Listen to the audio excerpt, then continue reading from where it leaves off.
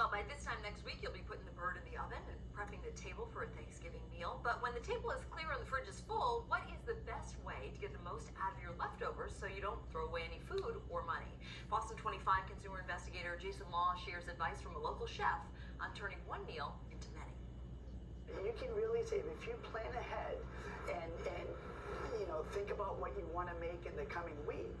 You can really save a lot of money on your grocery bills. Will do. Chef Dan Charbonneau doesn't like to see good food go to waste. The culinary instructor at the Minuteman Regional Vocational Technical High School in Lexington says Thanksgiving is the perfect time to get creative with leftovers. He shared with us some of his favorite recipes. We have here the ingredients for turkey TETRAZZINI. Leftover turkey, it should be shredded. All you do is you'll cook your pasta, saute your mushrooms.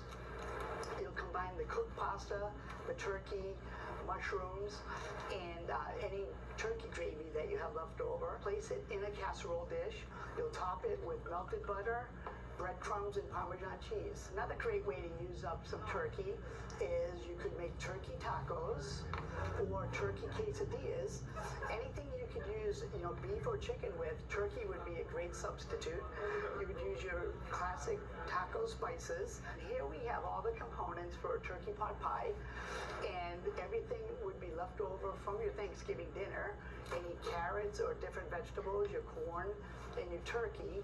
And before Thanksgiving, when you're making your pies, if you wanted to plan ahead, you could make an extra pie crust. Here we have all the components for a turkey and Swiss quiche. You'll have your eggs, your cheese, and your diced turkey. It's a great way to extend your Thanksgiving budget into the coming week. We put all of the chef's recipes on Boston25news.com so they're easy for you to check out. I'm Jason Law for your local station, Boston 25 News.